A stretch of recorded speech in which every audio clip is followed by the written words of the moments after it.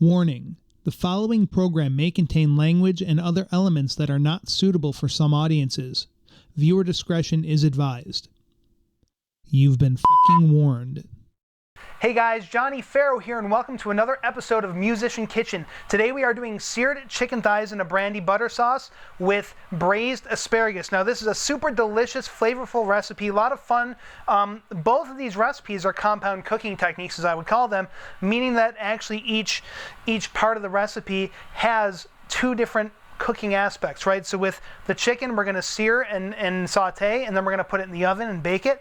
And with the asparagus, braising is really a compound technique of searing the asparagus and then covering it on a lower heat and immersing it as part of the cooking process in some sort of a liquid, in this case butter. So to start off, we're going to get into our ingredients here. We have boneless, skinless chicken thighs, asparagus, brandy, balsamic vinegar, avocado oil, garlic, butter, flour, salt, pepper, and cayenne pepper.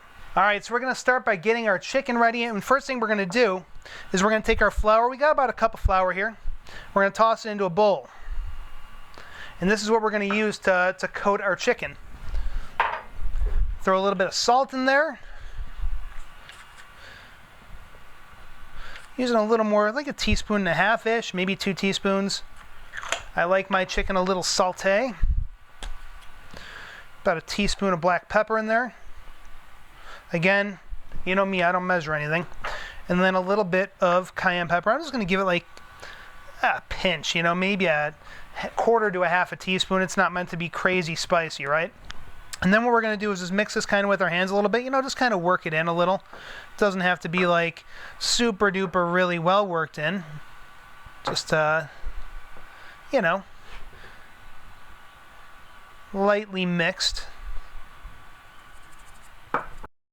And we're only going to use about a pound of our chicken, okay? So not doing the whole thing. So that's going to be about 3 of your chicken thighs, roughly. They're usually about 1/3 of a pound a piece-ish. They might be a little bigger. And you can, if it's a little over, it's not like you got to be exact. This isn't rocket scientistry. We're not doing fucking brain surgery here. This is just, chicken and asparagus, right? No one dies if you're a little off in your measurement. And then what we're going to do here, and my rule again is wet hand, dry hand, right? So we got our wet chicken hand and our dry hand here. So I'm going to toss this in and just kind of, it's called dredging, just kind of coat it. Now I got my my dry hand rather. And you just let it you just kind of shake it off a little bit. Shake it off. Oh, what I'm going to do as well, because it doesn't take long to do this part, is I'm just going to throw a little bit, but a couple teaspoons of my avocado oil, like teaspoon and a half, into my pan and get going on a medium-high heat. Dredge my other 2 pieces of chicken here.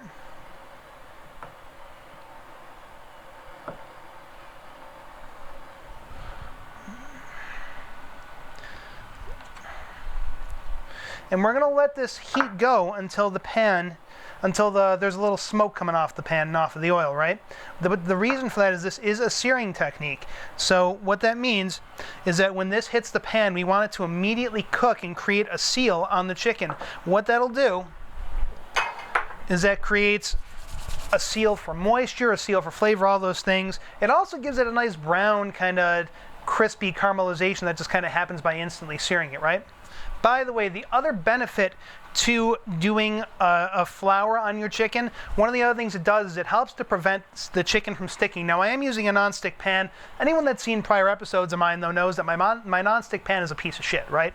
So particularly if your pan is not the greatest for non-stick, but it's kind of non-stick, the flour will also aid in keeping your chicken from sticking, even if, pardon me, you don't have that problem. It's just, again, nice for a nice caramelized coating. So we have some smoke coming off of our pan now. That means it's ready. And what I'm going to do here, recoat my pan, and then just start placing these gently, pressing down a little bit just to create a little bit of an extra seal.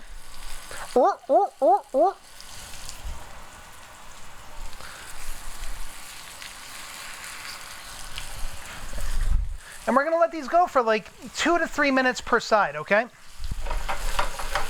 And you can see these are like moving around. They're not sticking at all, and that's exactly what we want.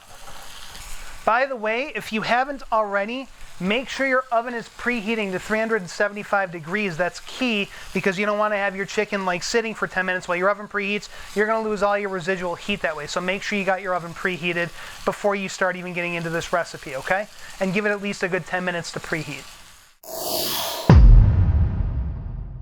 By the way, little pro tip, you notice that my screen's a little cleaned up now. While you're waiting for your chicken to sear, doing other things, you can totally be doing dishes and cleaning up and that kind of stuff. So now we've been on about 3 minutes. We're ready to flip. And if you look, oh goodness gracious, that is some really gorgeous caramelization happening there. Look at that beautiful browning happening right there on that chicken. Holy shnikes. So now on for another 3 minutes on the other side. Oh yeah! All right, so these have been on for about another 3 minutes. So we're gonna turn down to a low heat, like a low to medium low, and again, you'll see, oh, so gorgeous. And now we got our stuff down to a medium low. First thing we're gonna do is we're gonna take the Brandy. And be careful here, if you get splashes, the Brandy is flammable. Don't be afraid, but also don't be an idiot. You know, don't fucking go throwing Brandy around like it's nothing, right? So a little bit, you're probably doing like, woo-hoo-hoo! About a quarter to a half a cup, depending on what you like. I'm gonna throw a little more in there. Make it closer to a half a cup. Because it's a sauce, for crying out loud. And then, half a stick of butter. I got a full stick of butter here. Half for the chicken, half for the asparagus. And then just kind of swish that around in there, you know? Just swish it around. So lovely. Look at how that's just foaming up and frothing up, and oh, the flavor. Just the aroma's coming off. It's like, would you get in my mouth, please, for crying out loud?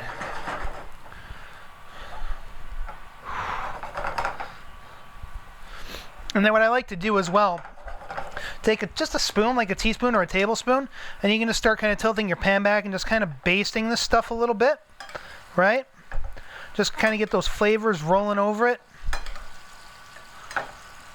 Oh, God, this is like heaven. Just like heaven. Show me, show me, show me how you make that chicken. The one that makes me scream, she said. All right, enough of that before I get a copyright strike on my video here. Oh my gosh. Oh, that's so good. Smells good and it looks amazing. I'm just gonna flip it one more time here. You know, when you're doing like another, in this basting process here, it's like, you know, another minute and a half to 2 minutes per side max, because realize it's going to finish cooking in the oven, so you don't need to go crazy here, right? Just enough to get those flavors really worked into the chicken, you know? A little more basting action here. Just look at how this like goes over here. It's like poetry, just watching this stuff like slowly drip onto the chicken, right? Like, oh my God, it's just like, I have so much fun with recipes like this. All right, and now what we're gonna do, we got Mr. Casserole dish. Now you can use a baking sheet as well with like parchment paper if you want. I like the casserole dishes because higher sides, they kind of get the steam kind of rolling over the top because of the higher sides a little bit. I just personally like that. It helps with moisture, I've found. So we're just gonna take our tongs here and just dump these guys right in here, right into our casserole dish. And then make sure you turn your heat off, by the way, in case you're probably smarter than I am about that, but anyway, and then what we're gonna do here is just bloop. Oh, yes, yes, yes. That is what I'm talking about. And then into the oven we go. 15 to 20 minutes. I usually do 15 minutes in my oven. If you like your chicken really well done, or if you're, you know, every oven's a little different, you may need to do 20. Just do it at 15 first so you don't, you know, risk fucking your chicken up by burning it, right? So 15 minutes, and then I'll be right back from doing this. We're gonna get our asparagus happening.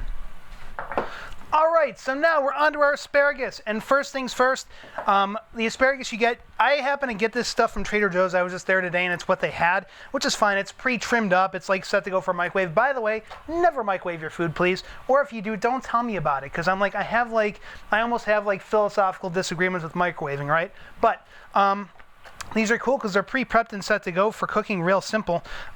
Basically, if you do get asparagus that's not set like this, you just cut off the bottom like inch of the stems usually, just the tough part. And that's really all there is to prepping the asparagus, right? And then there's going to be a little bit of prep in order to prepare this stuff.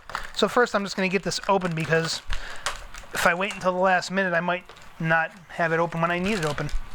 And then we got a little garlic. So a little prep's in order here, not a lot. It's going to take a couple cloves, smallish. They don't need to be, we're not doing a ton of garlic here. This is like, 3/4 of a pound to a pound of garlic is really what this recipe needs. So we just do our little smashy smash. Just peeling these bad boys up.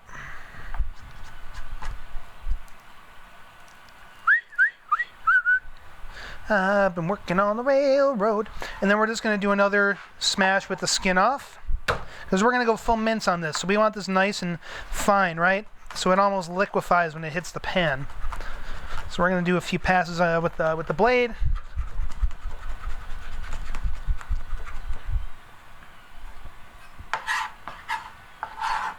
And then I got this little, it's like a little 2-ounce, like, I don't know if I call it a petri dish or what, but it's a little dish here that I use for my garlic or anything else like this where it's a small amount of something, right?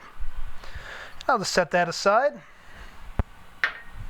All right, now, that's really all the prep for this dish. The rest of it is just the cooking process. So what we're going to do here is we're going to start with a little bit of avocado oil in our pan. Not a lot. We're going to sear this asparagus, and then we're going to immerse it, right? So I'm doing like a teaspoon and a half max again on this, and we're going to heat it up until we have, once again, smoke coming off of our pan, okay? So that's really important, because that is, as this two-part process goes, that is really the searing to start off is essential. Otherwise, what'll happen is you're going to end up, if you don't have your heat high enough, your asparagus is going to soak up all the oil preliminarily. It just makes it just doesn't cook right, honestly. I mean, I don't know how else to say it. So the sear initially is very, very important.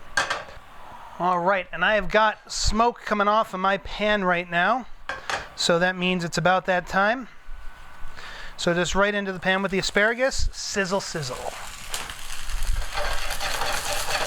And try to get it lining the pan as much as you can. It's good to use a bigger pan for this. It's not like totally the end of the world if a couple spears don't quite hit the pan right away, but really try to make that happen if you can, because it just makes for more even cooking and just an overall better product, So you can see I got these laid out pretty flat here, right? So I'm just going to let those go. I'm going to let them go for like a minute and a half, maybe 2 minutes per side maximum, but I'm just going to let them get a nice good sear on them, pressing down on them a little bit even to make sure they really contact that pan. Oh, by the way, make sure that you throw a little bit of salt and pepper in the pan with the asparagus, like teaspoon each. Well, a teaspoon of salt and half a teaspoon of pepper. I'd say maybe a full teaspoon. I actually like pepper, so I tend to use a full teaspoon, but you can go with, half a teaspoon, that's fine. And then, whoo, fire! That was just awesome. Good timing. So we're going to go ahead and just toss these a little bit. And this is also kind of flipping them for the sear, so we get the other side. Love me some asparagus. And if you do forget the salt and pepper up front, it's not the end of the world. You can throw it in really at any point. As long as it's in by the time you're braising, that's okay. These look so good. And you can see, they're not quite even because it's the asparagus, and I kind of overpacked this pan, but, what they should look like here is you got this nice, caramelization on there. Oh, that's so gorgeous. That's exactly what I'm talking about. And if you time this all right, when you put the asparagus onto the braise, when you get onto the braising part of this cooking process, right? you'll have roughly about 8 minutes left on your chicken, and it braises for about 8 minutes. So that's actually, if you're real super slick and if you kind of get a rhythm happen on that, you can actually have it so that everything finishes at once, which is, number one, it's just more convenient. Number two, especially if you're doing this for guests, it just makes you look like a boss. You know what I'm saying? All right, so these have been on here for about another minute and a half, right? So I'm just going to give them another little toss. We're going to turn our heat down.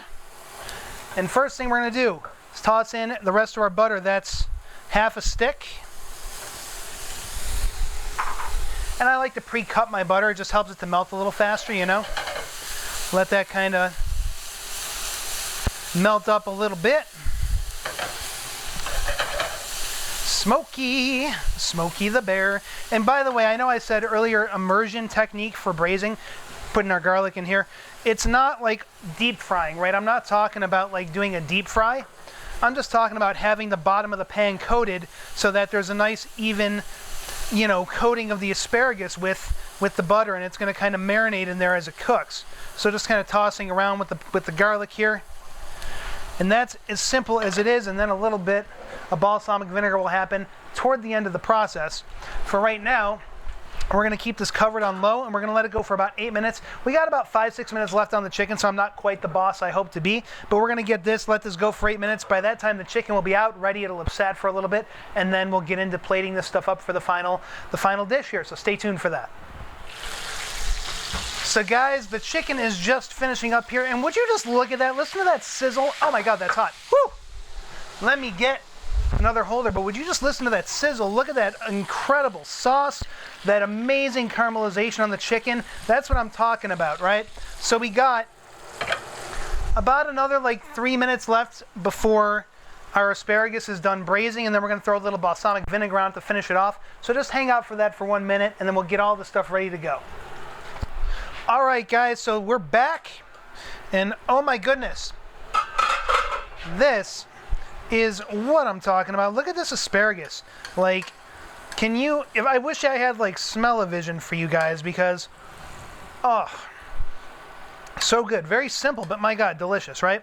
So now what we're going to do here, before we're totally finished with this asparagus, we're going to do a little sprinkle of balsamic vinegar, not a lot.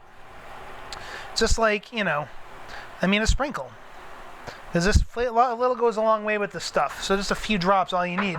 And then just kind of, you know, it's a little bit wet, so it's not going to toss very well. But just kind of toss it around a little bit, you know, and let it kind of continue this process for like another minute-ish, right? But that's really all it needs, and this stuff is just like ready to go.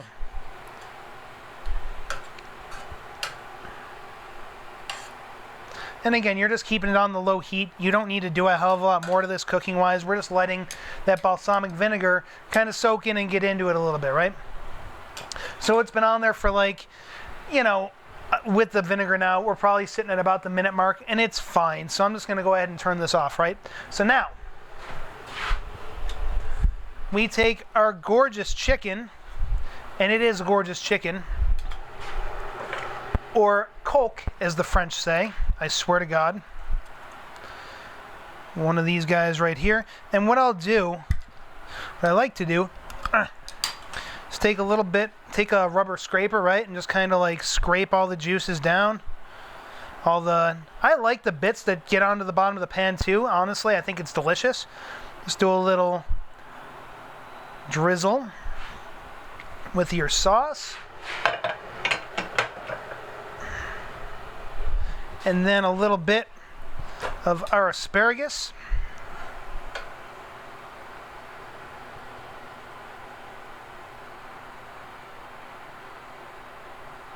And that is Tre Fabuloso. I don't know what the hell I just said. I'm pretty sure I said it's really awesome. But anyway, there you go, guys. So that is seared chicken thighs in a brandy butter sauce with braised asparagus. So I hope you guys like this recipe. Let me know what you think in the comments below. The recipe is also down below, as well as the shopping list for next week's recipe. So let me know all that. If there's another recipe you want to see me do, let me know. If you do something to create a variation on this recipe, let me know that as well. I'm actually interested to know that, guys. And until next video, I'm Johnny Farrow. Have an amazing rest of your week, and I will see you later. Mwah! Bye.